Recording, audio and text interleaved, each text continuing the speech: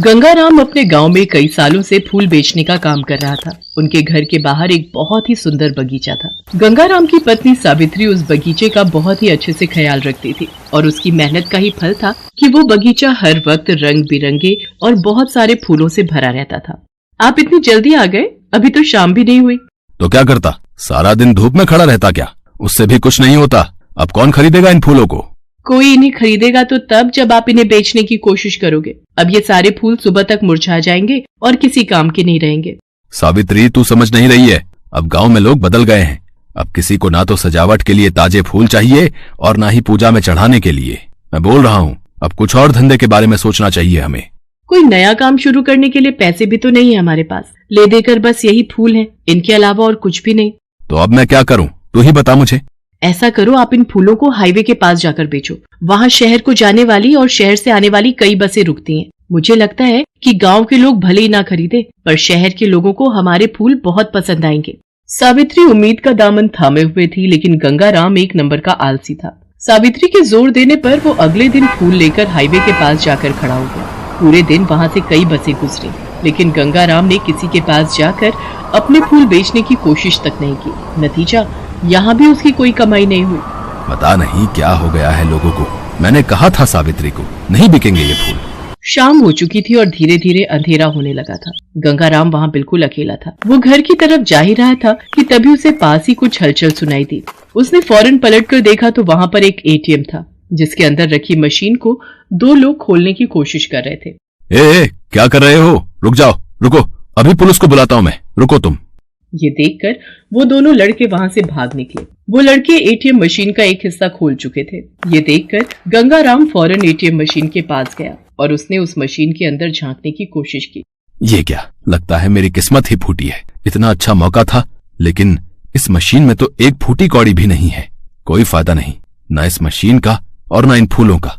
अब इन्हें घर ले जाकर भी क्या करूंगा। गंगाराम ने गुस्से में आकर अपने सारे फूल उस एटीएम मशीन के टूटे हिस्से से अंदर डाल दिए। ऐसा करते ही एटीएम मशीन हिलने लगी और उसमें से एक एक करके कई नोट बाहर निकलने लगे।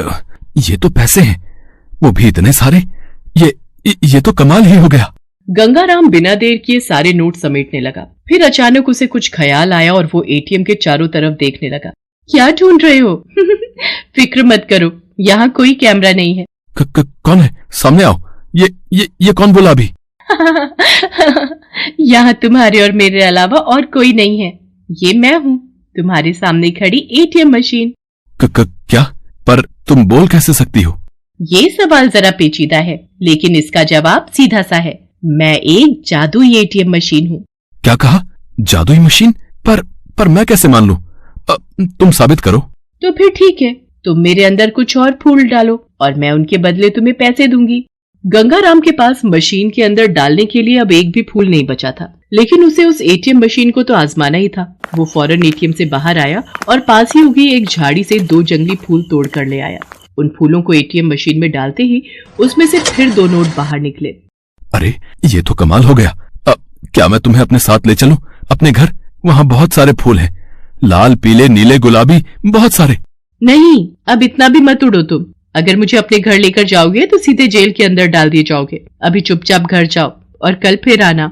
गंगाराम के साथ जो कुछ हो रहा था वो उसकी समझ से परे था, लेकिन फिर भी वो बहुत खुश था। उसने घर पहुंचते ही उस जादुई एटीएम मशीन के बारे में अपनी पत्नी सावित्री को सब कुछ बता दिया। ये सब बहुत अजीब है जी। मुझे डर है कि कहीं आप फंस ना जाओ। आपको जरूर कोई गलतफहमी हुई है। कोई भी एटीएम मशीन भला फूलों के बदले पैसे कैसे दे सकती है?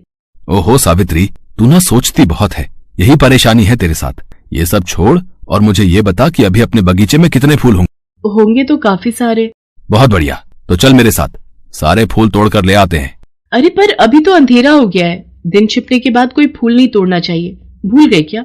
जब फूलों के बदले इतने पैसे मिल रहे हो तो जब चाहे तब तोड़ो, समझी?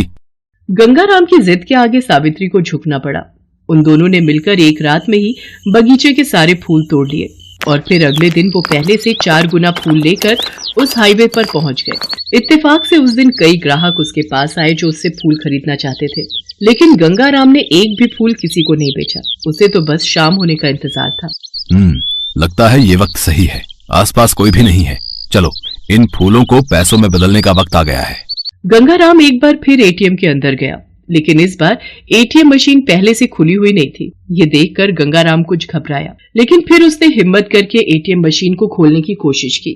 मशीन का एक हिस्सा खुलते ही उसने मशीन के अंदर फूल डालने शुरू किए। उसके ऐसा करते ही एटीएम मशीन में कुछ हलचल सी होने लगी। अरे ये क्या कर रहे हो? आज मुझे फूल नहीं चाहिए, बंद करो, उन फूलों को मत डालो मेरे अंदर। है? क्या मतलब कि फूल नहीं चाहिए तुम्हें? कल इन्हीं फूलों के बदले तो तुमने मुझे पैसे दिए थे, तो आज क्या हो गया? मेरा मन बदल गया है, और क्या। तुम ही बताओ, क्या तुम हर रोज एक ही तरह का खाना खाते हो क्या? आज मुझे पत्ते चाहिए। हाँ, हरे हरे एकदम ताजे और रसीले पत्ते। जितने पत्ते लाओगे उतने नोट ले जाना मुझसे।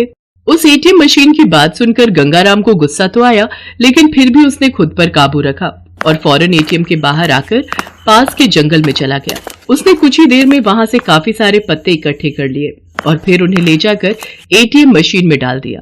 ऐसा करते ही एटीएम मशीन से एक बार फिर नोटों की बारिश होने लगी। गंगाराम ने उस एटीएम मशीन से कहा, इन पैसों के लिए तुम्हारा शुक्रिया, पर सुनो, कल तुम्हें क्या चाहिए होगा ये पहले से ही बता दो।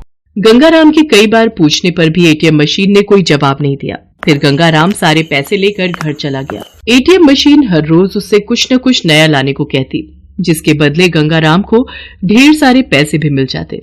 एटीएम मशीन के दिए हुए पैसे गंगाराम के घर में एक संदूक के अंदर इकट्ठे होते जा रहे थे, लेकिन गंगाराम का लालच था कि कम होने का नाम ही नहीं ले रहा था। हालांकि इस सब के लिए उसे जो मेहनत करनी पड़ रही थी वो भी उसे बहुत खल रही थी।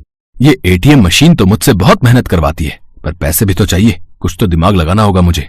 गंगाराम ने बहुत दिमाग लगाकर एक तरीका सोचा और फिर उस शाम को एटीएम मशीन से बोला, देखो, आज मैं तुम्हारे लिए अपनी तरफ से कुछ लेकर आया हूँ। क्या लाए हो? दिखाओ मुझे। ये तो रही। इस थैले में ढेर सारी हवा है।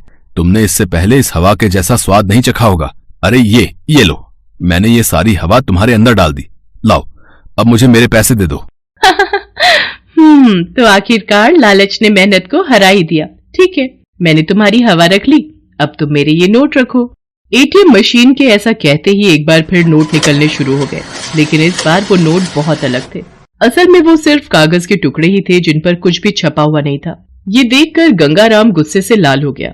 उसने एटीएम मशीन को बहुत बुरा भला कहा, लेकिन एटीएम मशीन से फिर कोई आवाज नहीं आई। वहाँ अचानक ही तेज सायरन बजने लगा। ये सब देखकर गंगाराम ने भागने की कोशिश की, लेकिन वो पुलिस वालों के हत्थे चढ़ ही गया। उसके घर पर मौजूद सारे पैसे भी पुलिस ने जब्त कर लिए और गंगाराम के पास सिवाय पछताने के अब कोई चारा नहीं था। उसे समझ आ गया था कि चाहे जादू हो या हकीकत, बिना मेहनत के कुछ हासिल नहीं होता। चंदनपुर नाम के गांव में राधा नाम की एक लड़की अपने भैया भाभी के साथ रहती थी। राधा की भाभी कमला स्वभाव की बहुत खड़ूस और अत्याचारी थी। वो चाहती थी कि राधा की शादी किसी भी ऐरे गैरे से हो जाए, तो शादी का खर्चा करने से वो और राधा का भाई दोनों बच जाएंगे। इसलिए वो राधा के लिए रिश्ता ढूंढती रहती थी। एक दिन कमला बाजार जा रही थी। रास्ते में उसने देखा एक बहुत ही मजबूर और गरीब भिखारी लड़का अपनी बूढ़ी माँ की दवाई के लिए लोगों से भीख मांग रहा था। वो कमला के पास आता है और उससे कुछ पैसों की मदद मांगता है।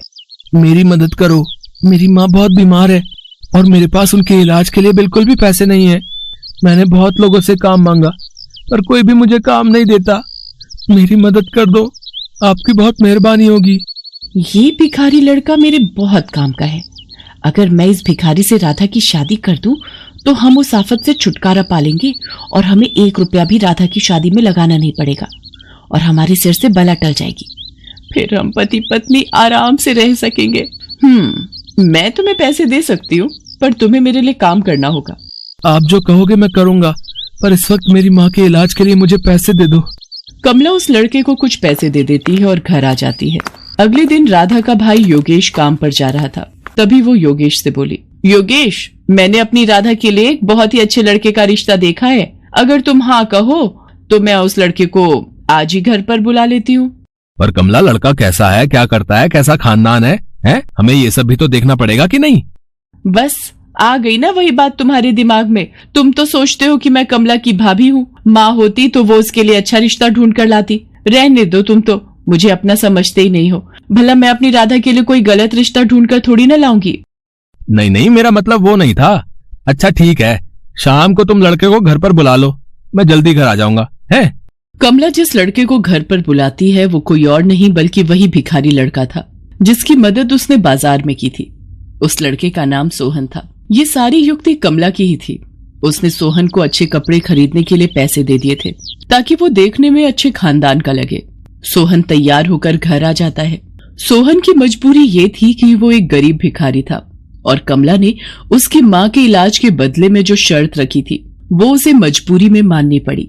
सोहन की दूसरे शहर में एक बहुत बड़ी पोस्ट पर नौकरी लगी है। सोहन, पगार कितनी दे रहे हैं? जी वो 50। हाँ, मुझे याद आ गया। तुम्हारी माताजी से मेरी बात हुई थी। 50,000 रुपए। बहुत बढ़िया। तो कब जाना है तुम्हें? अगले हफ्ते निकलना होगा और माँ की तबीयत ठीक नहीं रहती, इसलिए माँ को भी साथ ही ले जाऊंगा और अब से वहीं रहेंगे। मैं चाहता था कि शादी अगले 2 दिनों में ही हो जाए और मुझे दहेज में कुछ भी नहीं चाहिए।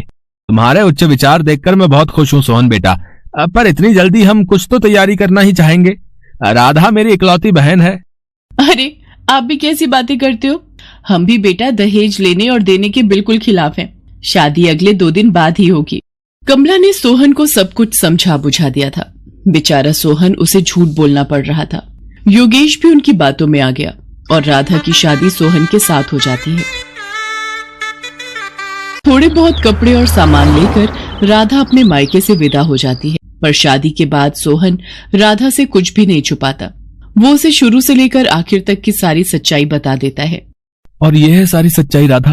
तुम अगर वापस अपने भैया के पास जाना चाहती हो तो मैं तुम्हें नहीं रोकूंगा।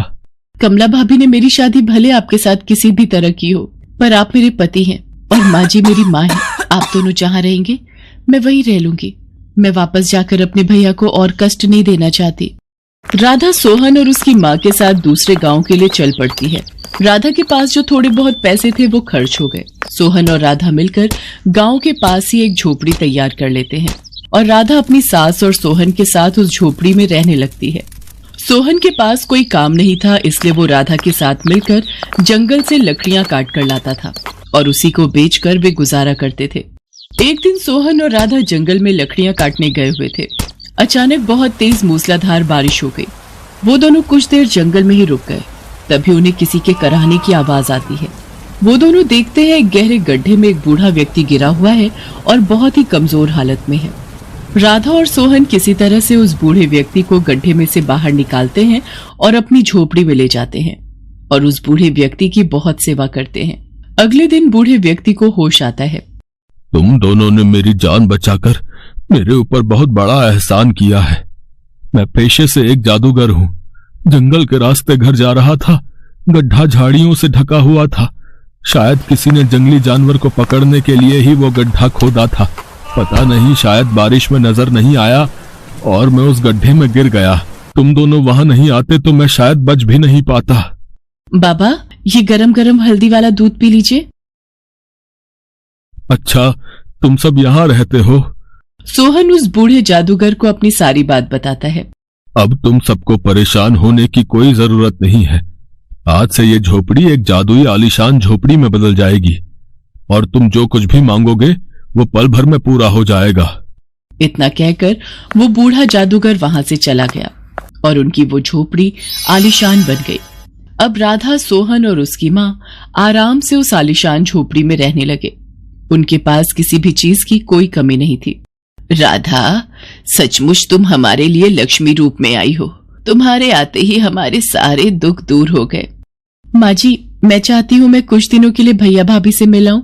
हाँ, सोहन तुम्हें तुम्हारे मायके जरूर ले जाएगा। राधा बहुत सारे उपहार और मिठाइयाँ लेकर अपने भैया भाभी से मिलने जाती है। योगेश अपनी बहन राधा को देखकर बहुत खुश था, पर कमला की तबीयत बहुत दिनों से खराब थी। शायद उसने जो गलतियां की थी उनकी वो सजा भुगत रही थी। राधा, मैंने तुम्हारे भैया को सारी सच्चाई बता दी है। पता नहीं कैसी बीमारी लगी है कि ठीक होने में ही नहीं आ रही। मुझे माफ कर दो राधा। भाभी, ऐसा न कहो, आप बिल्कुल ठीक हो जाओगे। राधा वापस अपने घर जाती है।